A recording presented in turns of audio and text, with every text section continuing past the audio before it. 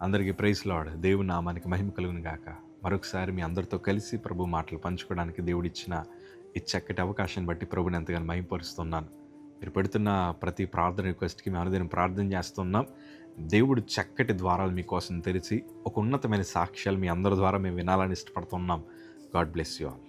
నన్ను అంతగానో బలపరిచిన ఒక మాట ఈరోజు మీతో పంచుకోవడానికి ఇష్టపడుతున్నాను. ఎందుకంటే మనందరము శోధనల మధ్యన ఉన్నవారమే. శోధనలు జయించడానికి రకరకాల ప్రయత్నాలు చేస్తున్న వారమే.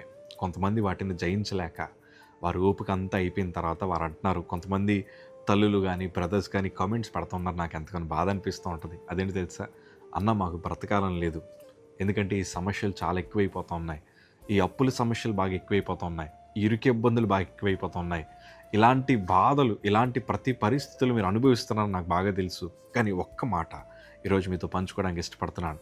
ఈ ప్రాబ్లమ్స్ అన్నిటికీ ఒక సొల్యూషన్ ఉందండి. అన్ని కాలాలు మారినట్లే శ్రమకాలం కూడా ఖచ్చితంగా మారుతుంది. ఎప్పుడో తెలుసా, మనము కరెక్ట్ మార్గములు వెళ్తున్నప్పుడు.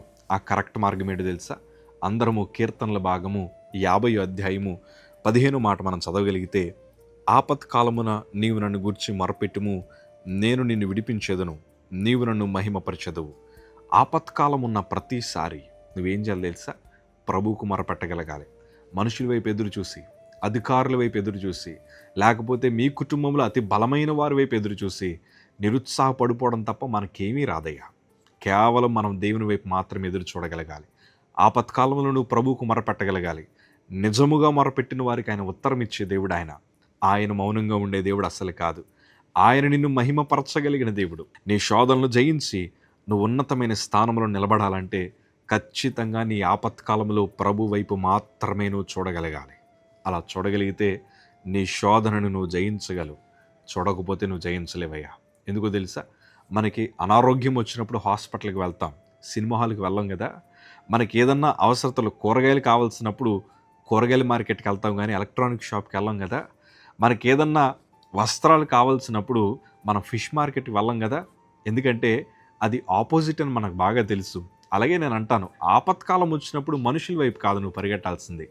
ఆపత్కాలం వచ్చినప్పుడు లేకపోతే రకరకాల పరిస్థితుల వైపు కాదు నువ్వు పరిగెట్టాల్సింది. ఆపత్కాలం వచ్చినప్పుడు వాటిని జయించే శక్తినిచ్చే ప్రభు వైపు నువ్వు చేతులు చాపగలిగితే, ఎట్లా చాపాలి తెలుసా, తండ్రి నేను బలహీనమైన వాడినయ్యా, నా చేతులు బలహీనమైన చేతులయ్యా, నా బ్రతుకు బలహీనమైన బ్రతుకయ్యా, నాకు ఎవ్వరూ సహాయము చేయలేరయ్యా, నువ్వు తప్ప నాకు వేరే మార్గం లేదయ్యా అని నువ్వు ప్రభు మీద ఆధారపడగలిగితే, నేను అంటాను కదా, ఆపత్కాలం నుండి ఆయన నిన్ను విడిపించగలిగిన దేవుడు. విడిపించడమే కాదు, దేవుని నువ్వు మహిమపరిచేలాగా, అంటే తండ్రి ఎంతగా నన్ను హెచ్చించుటకు నేనే పాటి వాడినయ్యా అని నువ్వు ప్రభుని ఘనపరిచే అంత ఉన్నతమైన ఆశీర్వాదాలు నా ప్రభు మనందరికీ దయచేదురుగాక. ఆమేన్. మర్చిపోక ప్రియ సంగమా, దేవుని వైపే చూడు. God bless you.